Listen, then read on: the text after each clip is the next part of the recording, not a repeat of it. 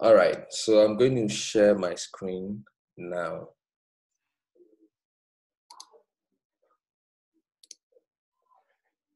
Can you guys see my screen? Yes, sir. Okay. All right. Okay. So I'm going to basically go over what I did with Edward alone the other time, just so the new people can catch up, and then we'll do some new things today. So I'm starting my terminal. And let me know if the font size of the text in my terminal is big enough. Is it big enough?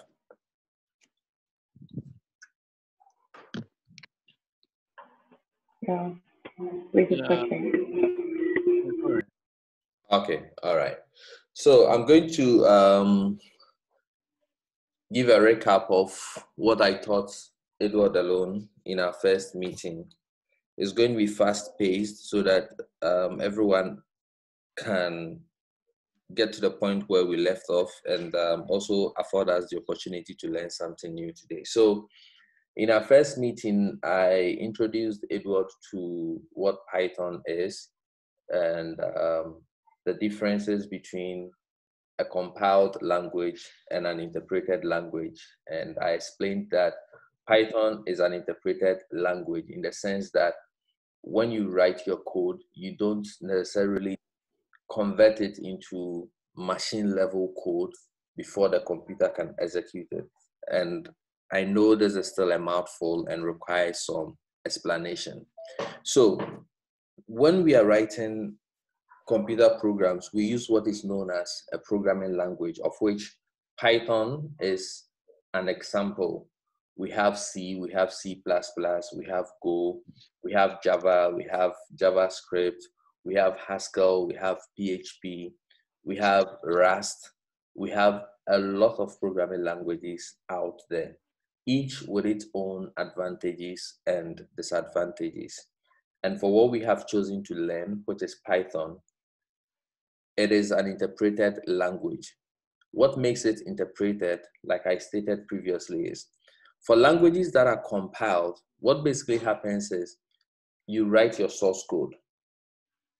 And to explain what a source code is, it is basically the text that we type into a text file that constitutes the program that we want to write. And a computer program is just a logical sequence of instructions that a computer must follow to be able to perform a specific task. Two keywords that I want you to pick out of the definition I have given you for what a computer program is are: one, logical set of instructions. The set of instructions must be logical, not in the logical sense that humans perceive things to be, okay? It must be logical to the point that it gets the computer to be able to successfully carry out the operation that you want it to carry out. For example, if you are writing a program for the computer to be able to distinguish between cats and dogs, there are specific orders in which your statement must follow each other for you to be able to do that. So that is the logical sequence that I'm talking about. And then the next keyword here is, so I said a program is a logical sequence of instructions needed by a computer to complete a specific task. The keyword here is specific task. The reason why you have a lot of programs on your computer is because each program is built to do a particular thing. For example, you cannot play football match with Notepad. In the same way, you cannot use your FIFA game, the FIFA game that you have installed, to type some text and save it.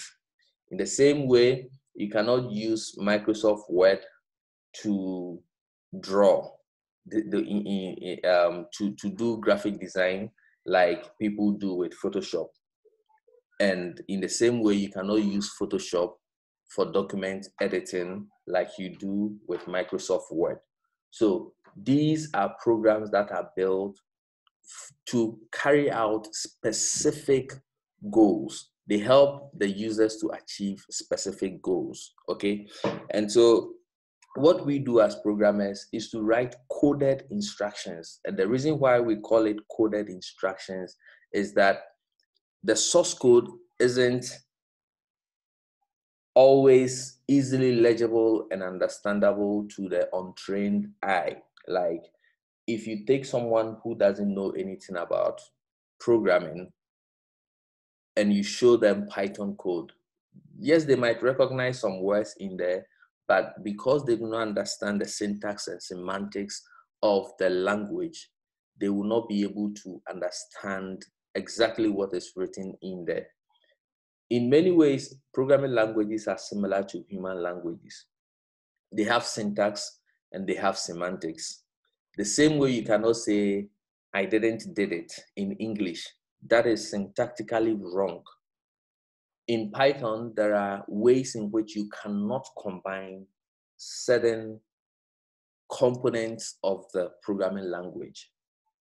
And so when you set out to learn any programming language, what you are basically learning is the syntax and semantics. If it is the first programming language that you are learning, then you are going to learn the specific concept of that programming language as well.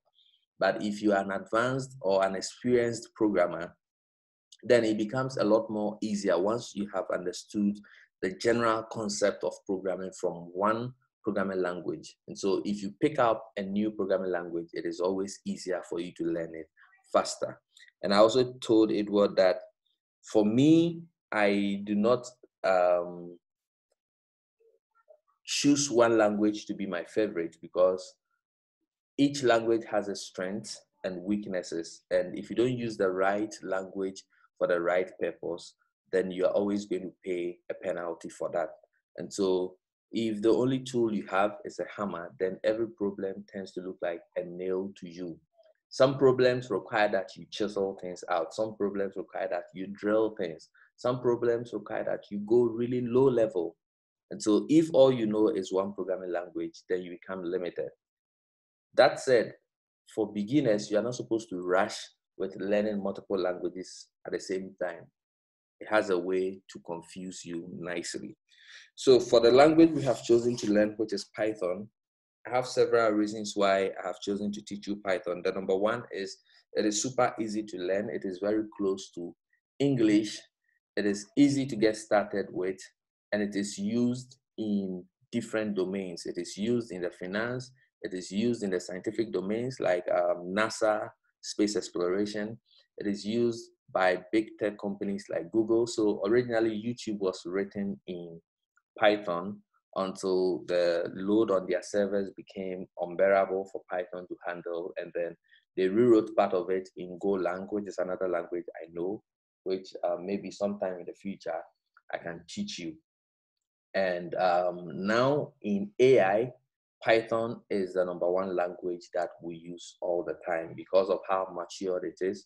It has a lot of libraries. When I say libraries, I'm talking of code that has been written by other people to make your life easier. So it has a lot of matured scientific and mathematical linear algebra libraries that we use to crunch in on numbers. That is why it is very useful when it comes to data science and AI.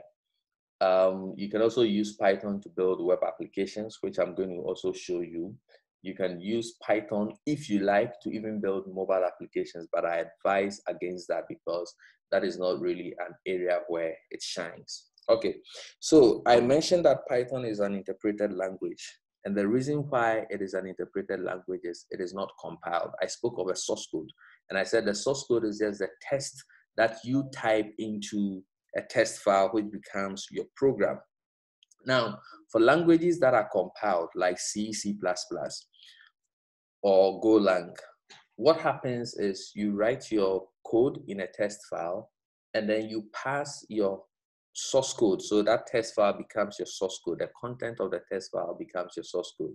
So you pass your source code through a compiler, and the compiler generates what is known as machine instructions or machine code. Okay, so the truth is every computer understands only machine level instructions like zeros and ones. When Intel is building a processor, they have something called instruction sets. That is the low level instructions that the processor understands. So it is the work of the designers of your processors to say, okay, for our computer, when you want it to add two numbers, this is how you have to instruct it to do. When you want it to divide two numbers, this is how you want it to do. If you want it to subtract, if you want it to multiply, if you want it to loop, this is how you go about doing it, okay? Now, these things are low level and they are far away from how we think as humans. And so thinking at that level is very painful and is error prone. Imagine opening a text file and all you have to do is to type in zeros and ones to get the computer to do something useful for you. It is not the most efficient use of a human's time. So what the pioneers of the field started with, in fact, initially that is how they were programming, in machine language. So you basically type zeros and ones into your computer to get it to do things. And it was tedious and it was error prone. And so they came up with a higher level way of programming, and that programming language was called assembly language. And in assembly language, what was basically done was they used mnemonics. So instead of typing zeros and ones and blah, blah, blah, you could actually do add, move, subtract. You could use things that looks close to human language to instruct the computer. And even at that level, it was still difficult. So we came up with more higher level languages like C, C++, Python, Golang, and all the languages that we have around. So the common way of distinguishing these different type of programming languages is you ask yourself, is it an interpreted language or is it a compiled language? If it is compiled, then you need a compiler. The compiler is what takes your source code and it generates the machine level equivalent code, which your platform understands. When I say platform, I'm talking about a combination of operating system and hardware. So the computer on which your program is running is what I refer to as the platform here. So the compiler's work is to take your human readable source code and generate the machine level equivalent code for you. If we have time, I will show you how you can see some of these machine level code that is written for you. Okay, so with Python being an interpreted language, what it means is that you don't compile your source code. Rather, the interpreter loads your program, your source code, and it starts interpreting it to the platform line by line. So I want you to really catch the difference between the compiler and the interpreter. The compiler will basically go through your entire source code. The compiler will basically go through your entire source code and compile it from the human readable text all the way, it's Isaac, all the way to machine level instructions, okay? And the interpreter will read it line by line. So the advantage of a compiler over an interpreter here is that if you are using a compiler, it is able to spot errors in your code. And there are different types of errors, but is able to spot syntactic errors in your code. And so it will cease compilation at all. For example, if you use C or C++ to write a program, the compiler is going to take in your source code. And then if every statement, every line in your source code obeys the syntax and semantic rules of C, C++, then and only then will it produce the executable file for you. However, if there is anything in your code that is invalid, the compiler will not work. It will cease and it will give you a reason why it cannot continue. So one advantage of using a compiled language is you are able to catch errors before the program is actually built for you, before the program is executed. Python being an interpreted language means that it doesn't go through compilation. So the interpreter is another program that has been written for you that takes in your Python source code. It takes in your Python source code. Grab one chair from there. It takes in your Python source code and translate it into machine level code that your platform needs to execute whatever instruction it has to execute.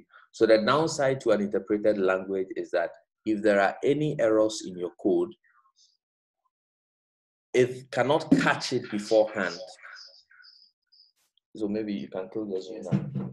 It cannot catch it beforehand. And so the only time you get to realize that there's a problem with your code is when it gets to that line and there's a problem with it. At this point, I'm going to pause and take questions. And Isaac is also with me here, so he will kill Zoom, and then he's sitting by me now. So Edward, Rosina, if you have any questions, just unmute yourself and ask before we continue.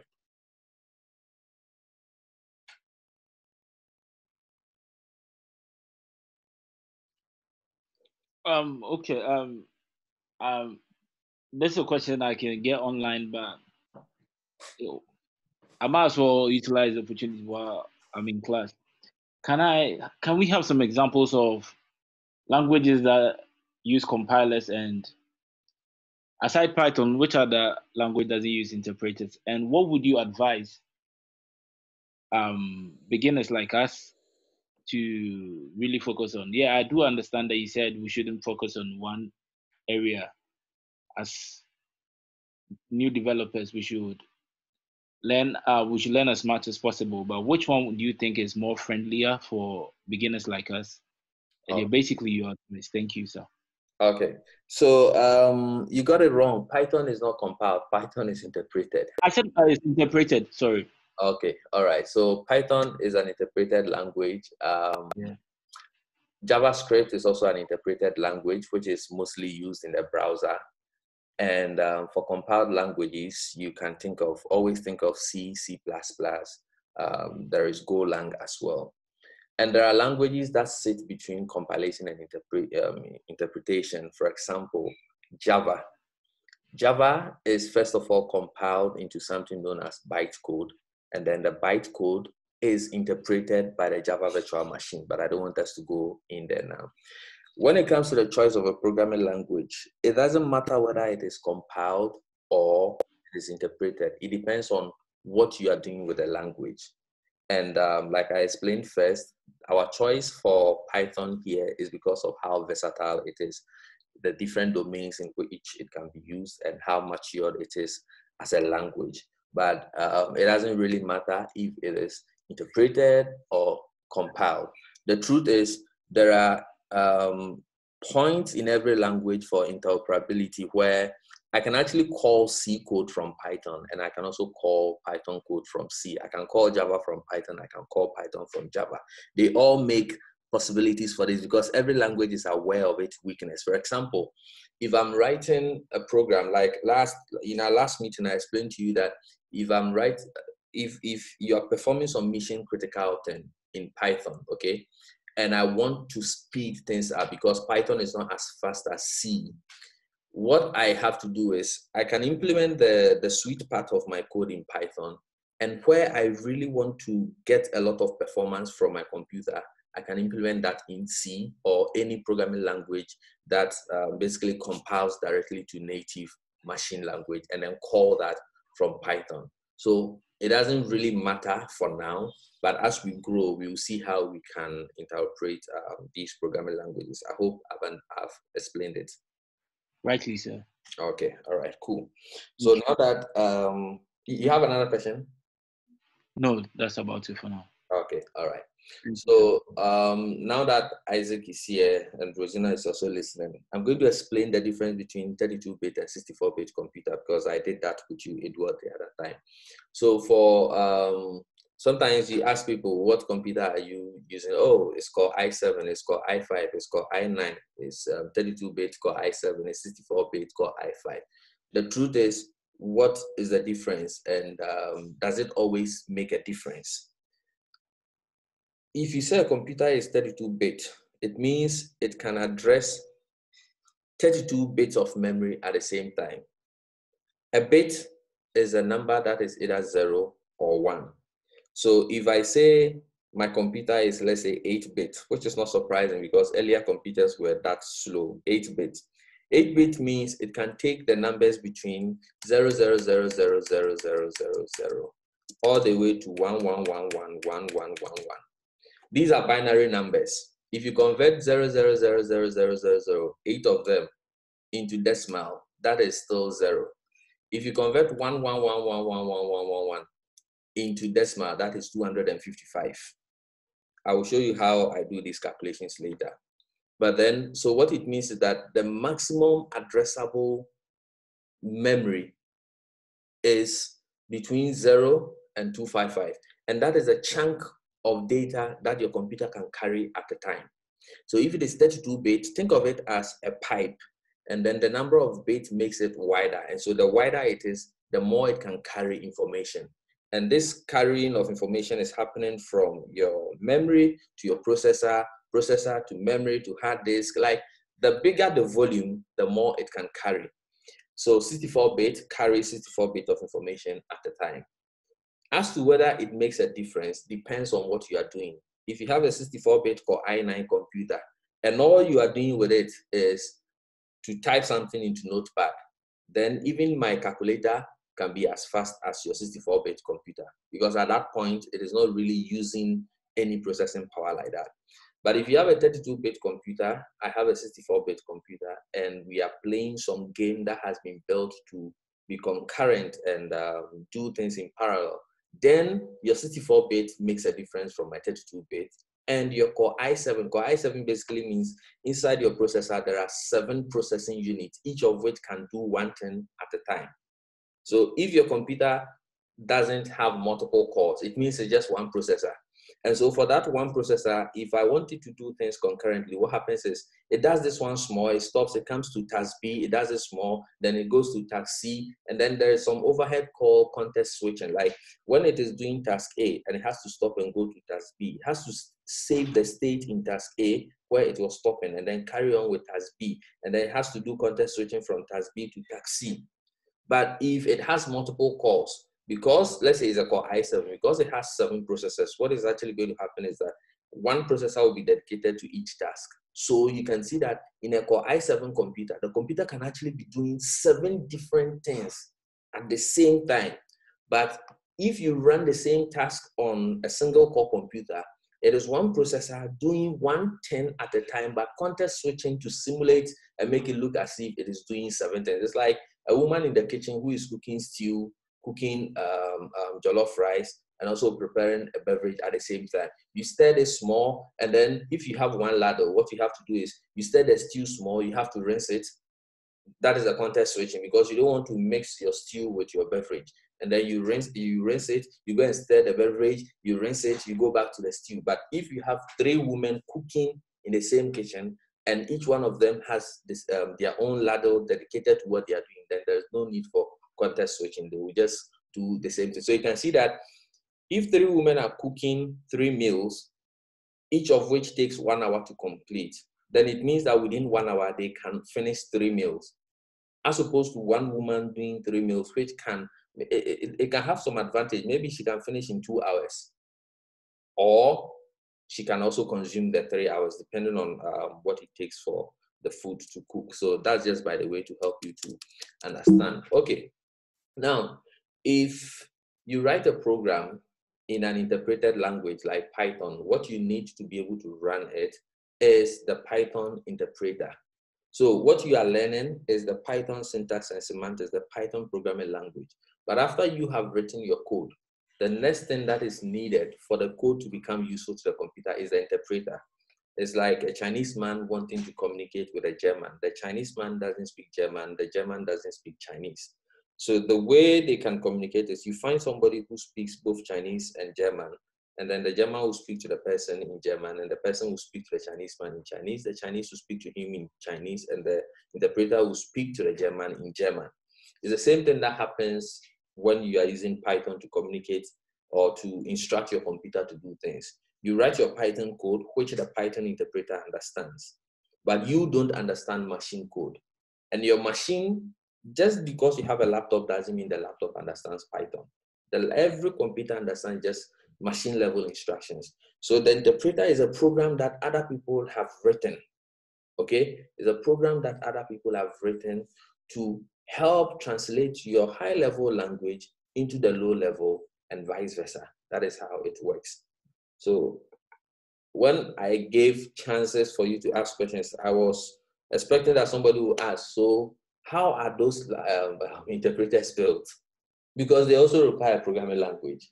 So those interpreters are usually built with compiled languages. Like Python, for instance, the Python interpreter is written in C because C compiles directly to machine code. Now the question is, how is C built? So you go to the point where people actually have to build C in assembly language. And then, so you ask yourself, how was assembly language built? You go to the point where human beings have to sit down to write zeros and ones to build the assembler. The assembly interpreter is also called assembler. They actually had to sit down and use zeros and ones to build that. And so it's like in the programming community, it's all about reusability. You don't want to do what has been done already. So you build on top and you build on top and you build on top. And then we've gotten to this point where we can write programs in something that looks like English. Okay, so that is it about the history. We've done 35 minutes of it. Okay, so now we are going to start programming in Python. And by the end of today, I want us to have completed F strings and string formatting in Python. I gave this as an assignment to Edward, but I'm doing it again, and I'm sure my explanation will help more. So at the end of this session, you should know how to define variables. You should know what variables are. You should know how to check their types. You should know how to check their addresses. You should know how to use them in a print statement. You should know how to do print, string formatting, all the 3 different approaches in Python. Okay. Now, if you are running any operating system that is Unix based, like Macintosh or Linux, Ubuntu or Debian, Fedora, any of those operating systems, they ship with Python built into them. It is only Windows that is always difficult to program on. So what I basically advise most of my students to do is dual boot. So you, on one computer, you can have 2 operating systems, Ubuntu and Windows, because I know some of you cannot stay away from Windows. I mean, I don't use Windows for anything. So you dual boot, and then you do your programming on a Linux-based computer operating system like Ubuntu. I mean, the experience there is much, much better than when you are doing Windows. Windows is for business computing. But if you can't afford to say goodbye to your beloved Windows, there are ways of installing Python on Windows. There are so many tutorials. You basically just download it. In fact, let me show you how. So you just come here and do download Python. And so you go to python.org, and for the downloads, you can see that there's Python 3.8, Python 2.7. Always go for the latest. So Python 3.8 is fine. And then you just download it.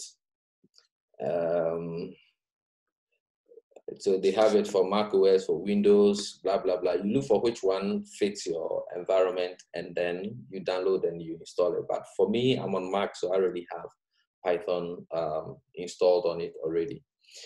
And so the way to start the interpreter is just type Python. There is Python 2 and Python 3. There are slight differences in them, but I advise you people to always start with Python 3 because we are going forward. We don't want to go back, and there's no need for you to worry your head. Mostly Python 2 code should work in Python 3 with some slight changes, but that now is not the time for us to discuss that. So if I type Python at the command prompt, it opens this thing.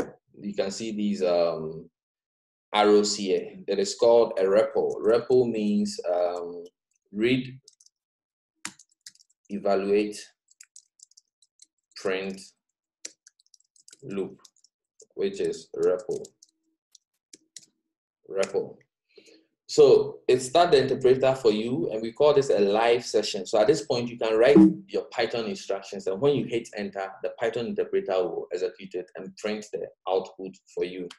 So for example, the way we print to the computer screen in Python is to use a function called print.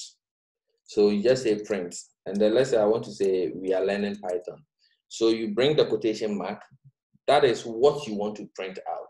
So you say we are learning Python. If I hit enter, you see that the computer will print we are learning Python out for you. This is not how you use Python all the time. Because okay, so you open the interpreter and then you are typing your instructions line by line. No, you can, and you will always write your Python code in a file. And so I'm going to do that now. So I'm going to exit the interpreter, and then I'm going to go to my desktop, and I'm going to create a folder. I'm going to create a folder called Python classes, or Python tutorials, Python tats. And I'll go into my Python tats. Okay. So I'm creating a file called main.py. All these things I'm doing is just some command line things that I'm doing. Basically, what I did is I came to my desktop, I created a folder called Python tats. Inside it, I created a file called main.py. So that .py stands for Python, and that is how we name Python files, okay? So you just open your main.py, and I'm just choosing main here. You can name it anything you want. I'm just calling it main.py here, and I'm going to increase the font size if it's big enough. I think this is rather too big. Okay, so the same thing we did with the Python live session, the interpreter, we can also do here. And so what I'm going to do is I'll say print welcome to Python programming. Edward, is the font size big enough? Hello.